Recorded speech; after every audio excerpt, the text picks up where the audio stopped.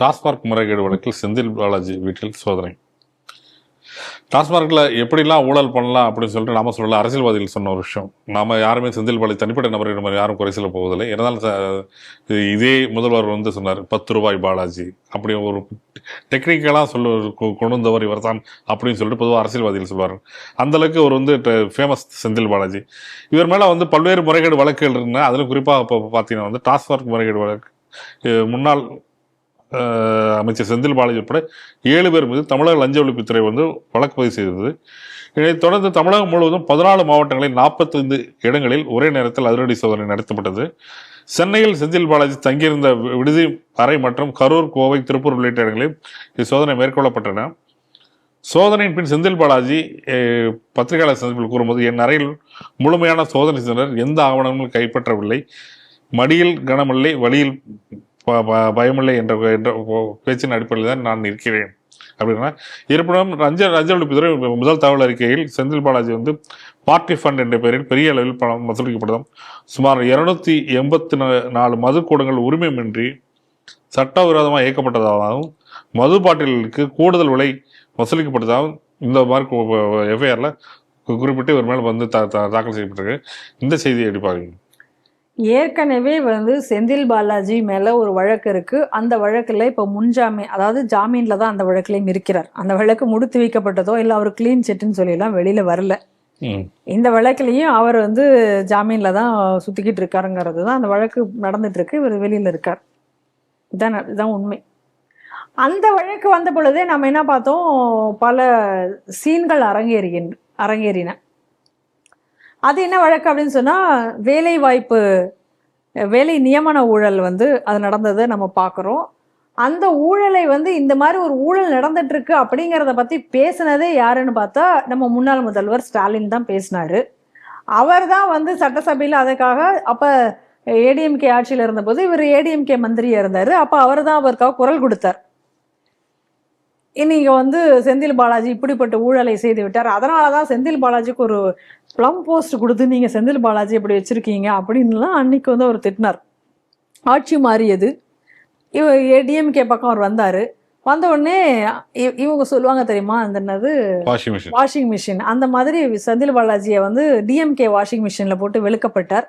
அவர் வெளுத்து வெளியில வந்த உடனே அவர் வந்து ஊழல் கரையாற்று தீர்ந்து போச்சு. அந்த கரை போயிடுச்சு. அது சர்ஃபெக்சல் யூஸ் பண்ணாங்களா என்னன்னு தெரியாது. அதான் அதுலதான் கரை நல்லதுன்னு வரும். அதுதானே சொல்லுவாங்க கரை நல்லதுன்னு. அந்த மாதிரி கரை நல்லது அப்படின்னு வச்சுக்கிட்டாங்க போல இருக்கு. அப்படின்னு வச்சுட்டு இவங்க வந்து அவரை செந்தில் பாலாஜிக்கு இவங்களும் அதே போல முக்கிய பதவிகளை எல்லாம் கொடுத்தாங்க.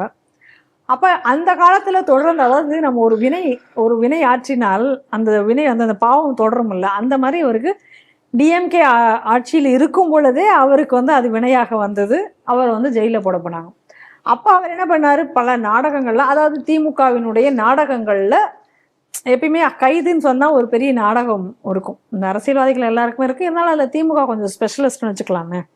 ஐயோ கொள்றாங்க, அம்மா கொள்றாங்க மாதிரி இவரும் என்ன பண்ணாரு, எனக்கு வந்து ஹார்ட் அட்டாக் வந்துடுச்சு, பேண்ட்டெல்லாம் ஈரமாச்சு அப்படின்லாம் ஒரு பெரிய கதையெல்லாம் கட்டி ஹாஸ்பிட்டல்லாம் கொண்டு போனாங்க. அந்த ஹாஸ்பிட்டலில் ஒன்றுமே இல்லைன்னுலாம் வேற சொன்னாங்க. இல்லை நான் வேற ஹாஸ்பிட்டலுக்கு போகணும், காவேரியில தான் நான் இருப்பேன் அப்படின்னு எல்லாம் போனாங்க, பார்த்தோம். இப்போ திரும்ப அடுத்த வழக்கு. இதில் ஏற்கனவே இது வந்து 10 ரூபா செந்தில் பாலாஜி அப்படின்றதில் மூலமாக ஃபேமஸ் ஆனவர். அடுத்ததாக இந்த ஊழலில் இப்போ முன்ஜாமீன் அவருக்கு வந்து ரத்து செய்யப்பட்டிருக்கிறது. ரத்து செய்யப்பட்டு இதில் வந்து இந்த வழக்கில் வந்து முகாந்திரம் இருக்கிறது, அதனால உங்களை போலீஸ் விசாரணை செய்ய வேண்டும். எதன் அடிப்படையில் இப்போ நீ வந்து முன்ஜாமீன் கேட்குறேன்னு கோர்ட்டு கேள்வியே கேட்டிருக்காங்க. ஆனால் இப்போ என்ன, இதுவும் இப்பயும் வந்து அவர் ஆஸ்பத்திரியில் போய் அட்மிட் ஆயிடுவாருன்னு தான் நான் நினைக்கிறேன். அட்மிட் ஆயிட்டாருங்கிற மாதிரியும் செய்தி வருது. காலையில் வந்து ஒரு கையெழுத்து போட வரல, அசோக் மட்டும்தான் வந்தாரு. அவரிடம் கேட்ட பொழுது எனது அண்ணன் வந்து உடல்நல குறைவுனால் ஆஸ்பத்திரியில் இருக்காருன்னு சொல்லுறதாக செய்தி வந்திருக்கு. திரும்ப அந்த நாடகங்கள் எல்லாம் நிறைவேற்றுவாங்க. ஏன்னா இது வந்து அதிமுக டிஎம்கே உடைய ஒரு மட்டுமே ஹார்ட் அட்டாக் வரும், கைது வந்தா எது இல்லாம வரும். அதனால இது வந்து கைது நாடகம். அந்த நாடகத்தை இப்போ அவர் அடுத்து அரங்கேற்றுவார். அதுக்கிடையில இப்போ வந்து ஒரு சுப்ரீம் கோர்ட்டுக்கு வந்து அவர் இது பண்ணியிருக்காரு, ஜாமீன் கேட்டு திரும்ப அங்கே அப்பீல் கொடுத்துருக்காரு. இதை வந்து அந்த மேல் போயிருக்கார், முறையீடு பண்ணியிருக்கார். இப்ப அங்க என்ன வரும்னு தெரியாது. இவருக்காக அங்க வந்து போராடுவதற்கு, அதாவது வாதாடுவதற்கு கபில் சிபல் வரலாம், பெரிய பெரிய பெரிய பெரிய பெரிய வக்கீல்கள் வக்கீல்கள் சிங்வி ஒரு வரலாம், நாளைக்கு 2 to 3 லட்சம் சம்பளம் சம்பளம் வாங்கக்கூடிய வக்கீல்கள் எல்லாம் இப்ப திமுக அவருக்காக நியமிக்கலாம். அதனால நியமிச்சு அவங்க வந்து அங்க வாதாடுவாங்க. அங்க என்ன சொல்லுவாங்கன்னு தெரியாது. போன தடவை அவர் வந்து ஆட்சியில இருந்ததுனால உங்களுக்கு பதவி வேண்டுமா, இல்லை நீங்கள் வந்து ஜெயிலுக்கு போறீங்களா, இல்ல ஜாமீன் வேணுமா அப்படின்னு எல்லாம் கேட்டாங்க. கேட்டதுனால அவர் பதவி விலகிறேன்னு சொல்லிட்டு விலகிட்டு சும்மா இருந்தாரு. மந்திரி பதவி வேண்டாமா? மந்திரி பதவி உடனே இப்ப என்ன கேட்க போறாங்க அப்படின்னு நமக்கு தெரியல. ஏற்கனவே அப்ப இருந்த பொழுது அவரை வெளியில விட்டு ஜாமீன்ல விட்டு எல்லாத்தையும் அதெல்லாம் நீதிமன்றத்தில் விசித்திரங்கள் டாஸ் போட்டு பாக்குறது வெளியில விட்டு அங்க வெளியில வந்தோடனே நிச்சயமா அந்த வழக்கில் உள்ள சாட்சியங்களையோ இல்ல அதுக்குள்ளேயே ஆவணங்களையோ இந்நேரம் அழிச்சிருப்பாரு. ஏன்னா ஒரு ஹை பவர் இருக்கிறவர் ப்ரொஃபைலு பண்ண முடியாதா அதெல்லாம். அப்ப இன்னைக்கு இந்த வழக்கு இப்ப இங்க வந்திருக்கு. இதுல என்ன பண்ணுவாங்க தெரியல. ஆனா இந்த வழக்குல வந்து ஒரு சில சுவாரஸ்யமான விஷயங்களை வந்து நம்ம பார்க்கணும்.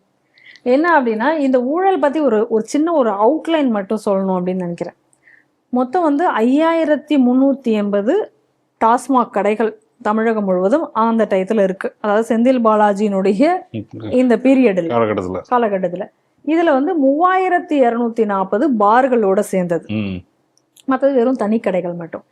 இதுக்கு என்ன பண்றாங்க அப்படின்னு சொன்னா 857 பார் அதுக்கு வந்து இந்த உரிமம் முடியுது, லைசன்ஸ் முடியுது. அப்ப லைசன்ஸை புதுப்பிக்கணும். இப்ப இந்த லைசன்ஸை புதுப்பிக்கிறதுக்கு டெண்டர் விடணும். இதுலதான் அந்த மிகப்பெரிய அந்த ஊழல் அப்படிங்கிறது நடந்திருக்கு. இப்ப இந்த டெண்டர் விடும் பொழுது என்ன பண்றாங்க அப்படின்னு சொன்னா, அந்த டெண்டர் விடக்கூடிய அந்த அதிகாரி ஒரு நிறுவனம் டெண்டர் வந்தா எல்லா டெண்டரையும் எப்ப நீங்க ஓபன் பண்ணணும், எல்லா நிறுவனங்களையும் முன்னணியில வச்சுதான் நீங்க அந்த டெண்டர் ஓபன் பண்ணலாம். அதான் உங்களுக்கு டெண்டருக்கான நடைமுறை. ஆனா ஒரு நிறுவனத்தினுடைய டெண்டரை மட்டும் யாரும் இல்லாமையே அவர் ஓபன் பண்ணி அதுக்கு அவர் அப்ரூவல் கொடுக்கிறார். இதுதான் சிக்கலுக்குரியதாக ஆரம்பிக்குது. அங்கிருந்து ஒரு ஊழலாக வெளியில வருது. கிட்டத்தட்ட அதன் மூலமாக மட்டும் 17,000 கோடிகளுக்கு மேல வந்து அரசுக்கு வந்து நஷ்டம் ஏற்பட்டிருக்கு இந்த ஒரு டெண்டர் விடுறதுல மட்டும். எப்போ இதை கண்டுபிடிக்கிறாங்க அப்படின்னா, டாஸ்மாக் மூலமாக வருமானம் உயர்ந்து கொண்டே போகிறது. இவங்க ஆட்சிக்கு வர்றாங்க, இவர் கையில பொறுப்பு ஒப்படைக்கப்படுகிறது, டாஸ்மாக் வருமானம் குறைந்து கொண்டே வருகிறது. கலெக்ஷன்ஸ் கம்மியா இருக்கு, ஆனா சேல்ஸ் கூடுது. எப்படி இதெல்லாம் நடக்கும்? அப்ப இதெல்லாம் பார்க்கும் பொழுது டெண்டர் விடுறதுல இவ்வளவு பெரிய ஒரு லாஸ் இருக்கு அப்படிங்கறத கண்டுபிடிக்கிறாங்க. அதுக்கப்புறம் என்னன்னா, இந்த டிரான்ஸ்போர்ட்டர் அதுல ஒரு ஊழல் நடக்குது. அதுலயே ஒரு 100 கோடி ஊழல் நடக்குது. அதுல என்ன அப்படின்னு சொல்லி பார்க்கும் பொழுது, அந்த இந்த மதுபானத்தை கொண்டு வந்து சேர்க்கணும் இல்லையா, அதுக்கான ஒரு டிரான்ஸ்போர்ட்டேஷன் இருக்கும்ல, அதுலயும் அந்த டெண்டர் எடுக்கிறதுலயும் ஊழல். அதுக்கு அடுத்தது ஒரு பாட்டிலுக்கு அதிகமாக காசு வச்சு விற்கிறது, அது பாட்டில திருப்பி கொடுக்கற, அதுல ரீசைக்கிளிங்ல இந்த பாட்டில்களை தயாரிக்கக்கூடிய நிறுவனங்களுக்கு கொடுத்த டெண்டர்ல ஊழல் இப்படின்னு சொல்லி எக்கச்சக்கமான ஊழல் நடைபெற்று இருக்கிறது. அப்படி இந்த டாஸ்மாக்ல டாப் டு பாட்டம் வரைக்கும் எல்லா இடத்துலையுமே எல்லா பாயிண்ட்லயுமே இதுல வந்து ஊழல் நடந்திருக்குங்கிறது ரொம்ப தெளிவா இருக்கு. இப்ப திமுக காரங்க எப்படி ஆர்கியூ பண்றாங்கன்னா, இந்த ஊழல்களை எல்லாம் அதிகாரிகள் தானே செஞ்சாங்க, அதிகாரிகள் செஞ்சதுக்கு எப்படி வந்து குற்றச்சாட்டு வந்து நீங்க வந்து அமைச்சர் மேல வைக்க முடியும், அதனால அவருக்கு ஜாமீன் தரணும் அப்படின்னு சொல்லி இவங்க வந்து அதான் இவங்க வாதாடி இருக்காங்க கோர்ட்டில். நான் எனக்கு தெரிஞ்ச வரையில. இப்ப நம்மளுடைய கேள்வி என்ன அப்படின்னு சொன்னா, திமுக அப்படி வந்து நீங்க வந்து செந்தில் பாலாஜிக்காக வாதாடும்னா, இந்த நீட் தேர்வு கசிவுக்கும் தர்மேந்திர பிரதானுக்கும் எந்த சம்பந்தமும் இல்லையே. வினாத்தாள் கசிவுங்கிறது இந்த தேர்வுகளை எல்லாம் நடத்துவது வந்து அது ஒரு ஏஜென்சி NTA கூடிய ஒரு ஏஜென்சி நடத்துது. அங்க ஒரு சில அதிகாரிகள்லாம் இருக்காங்க, அதுக்கு மிகப்பெரிய ஒரு குரூப் இருக்கு. அந்த அதிகாரிகள் அவங்க மூலமா தான் பேப்பர் லீக் நடந்திருக்குங்கிறத பாக்குறோம். அதுல உள்ள குற்றவாளிகள் எல்லாம் இன்னைக்கு கண்டுபிடிச்சிருக்காங்க, அது ஒரு பக்கம் இருக்கட்டும். அப்ப அவங்க எல்லாம் தானே பொறுப்பு. எதுக்கு மத்திய கல்வி அமைச்சர் தர்மேந்திர பிரதான் பதவி விலகணும் ஏன் கோரிக்கை வச்சு விலகணும்? சரி, மணிப்பூர்ல எங்கேயோ வந்து ஒரு பாலியல் குற்றம் நடந்துச்சு அப்படின்னு சொன்னா அதுக்கு எதுக்கு பிரதமர் பதவி விலகணும்? உங்களோட கோரிக்கை இதுக்குமே கூட நீட் வினாத்தாள் கசிவுக்குமே கூட பிரதமரும் பதவி விலகணுமா? ஏன்னா பிரதமருக்கு என்ன சம்பந்தம் இருக்கு? பிரதமரா வந்து கொஸ்டின் பேப்பர் எடுத்து போய் பக்கத்து வீட்டு பையனுக்கு வித்துட்டு வந்தாரு. அப்ப எதுக்கு நீங்க அவரை வந்து சொல்றீங்க? இதுல வந்து இது அப்ளை, இந்த லாஜிக் அப்ளை ஆகும்னா அதிகாரிகள் தான் குற்றம் செய்தார்கள், அமைச்சருக்கு இதுல என்ன பிரச்சனை அப்படின்னு நீங்க கேட்டு ஒரு ஆர்குமெண்ட் வரும்னா, இந்த ஆர்குமெண்ட் அந்த பக்கமும் பொருந்தும் இல்ல. அப்ப இவங்களுடைய நிலைப்பாடுகள்லாம் எப்படி இருக்கு பாருங்க. ஆனா இதுல வந்து செந்தில் பாலாஜிக்கு டைரக்டாவே பிரைமா பேசி, அதாவது முகாந்திரம் இருக்கிறது, வழக்கிற்கான முகாந்திரம் இருக்கிறது அப்படிங்கிறதையும் நிரூபிச்சிருக்காங்க. ஏன்னா இந்த குற்றங்கள் எல்லாமே த்ரூ அவருக்கு கூட இருந்த பிஏ அவர் மூலமாகவும், இவங்களுக்கு வேண்டப்பட்ட அந்த நிறுவனங்கள் மூலமாக இவங்களுக்கு அந்த பணம் எல்லாம் எப்படி வந்திருக்கு அப்படிங்கிறதுக்கான ஆதாரங்கள் எல்லாம் இருக்கிறது. அப்படிங்கிறதெல்லாம் அவங்க ஆதாரங்கள் இருக்கிறது. அப்படிங்கிற அடிப்படையில தான் இன்னைக்கு இந்த வழக்கு தொடர்ந்திருக்கனால ஹைகோர்ட் ரொம்ப தெளிவாக வந்து ஜாமீனை மறுத்து போலீஸ் விசாரணை கண்டிப்பாக தேவை அப்படின்றத இன்னைக்கு வந்து சொல்லியிருக்காங்க. ஆனால் இதுவரைக்கும் நடந்த சம்பவங்கள் என்பதை வரவேற்கத்தக்கக்கூடிய விஷயமாக நான் பார்க்குறேன்னா, எந்த ஹை ப்ரொஃபைல் அமைச்சர்களாக இருந்தாலும் இன்னைக்கு என்னன்னா, ஒரு அமலாக்கத்துறை வரும், அந்த அமலாக்கத்துறை வந்து இவங்க இவ்வளோ ஊழல் செஞ்சுருக்காங்க அப்படின்னு சொல்லி அதற்கான ஆவணங்களை எல்லாம் எடுத்து தரும், அவங்கான ஆவணங்களை எல்லாம் எடுத்து சொல்லும் வைக்கும். அதுக்கப்புறம் பார்த்தோம் அப்படின்னு சொன்னால் அவங்க போலீஸ் நடவடிக்கை என்பது போலீஸ் நடவடிக்கைக்கு அனுமதி கொடுப்பதே பெரிய விஷயமாக இருக்கும். அப்புறம் போலீஸ் வழக்கையே பதிந்தாலும் கூட இவங்க போலீஸ் அனுமதி கொடுக்கறதுக்குள்ள இந்த ஆவணங்கள் எல்லாம் இந்த ஹை ப்ரொஃபைல் பார்ட்டி அழிச்சிரும். அதுக்கப்புறம் அந்த கேஸே ஒன்றும் இல்லாமல் அது மூடி அவங்க சந்தோஷமாக கிளீன் ஷீட் ஆகி வெளில வந்துடுவாங்க. அப்படித்தான் இன்னைக்கு இந்த மாதிரி ஹை ப்ரொஃபைல் கேஸுகள் அனைத்தும் நம்ம நாட்டில் நடந்து கொண்டிருக்கிறது என்பதை தொடர்ந்து பார்த்து வருகிறோம். இதே ஒரு பிக் பாக்கெட் கேஸ்லவனுக்கு தண்டனை அனுபவிச்சுட்டு இருப்பான். ஒரு 100 ரூபாய் பிக் பாக்கெட் அடிச்சுவேன், இல்லை 1000 ரூபாய் லஞ்சம் வாங்கிட்டு அவன் உள்ள இருப்பான்.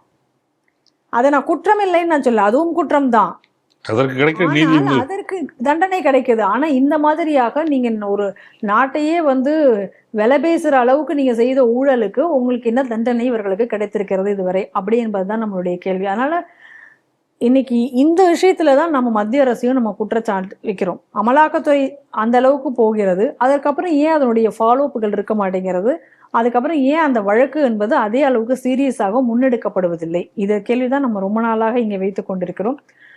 இன்னைக்கும் கூட இப்போ ஒரு சுப்ரீம் கோர்ட்டுக்கு போயிருக்காரு. சுப்ரீம் கோர்ட் ஜாமீன் கொடுத்தா இந்த வழக்கையும் நேர்த்து போய்விடும், அவ்வளவுதானே, முடிஞ்சு போச்சு. ஆனால் இந்த வழக்கிலாவது சுப்ரீம் கோர்ட் ஜாமீன் கொடுக்காமல் இவர் இந்த ஜாமீனை ரத்து செய்ய வேண்டும். இந்த ஜாமீனை ரத்து செய்து இவரை வந்து தீர விசாரித்து இந்த செந்தில் பாலாஜி, ஏன்னா அதில் ஏற்கனவே ஒரு ஊழல் குற்றச்சாட்டு கேஸ் இருக்கு, இப்போ 2வது ஊழல் குற்றச்சாட்டு கேஸு, தண்டனை என்பது பெற்றுத்தர வேண்டும். அப்பொழுதுதான் நாட்டில் ஊழல் என்பது குறையும், ஒரு நேர்மையான ஒரு ஆட்சி முறை என்பது அப்பொழுதுதான் வரும் என்பதே நம் கருத்து.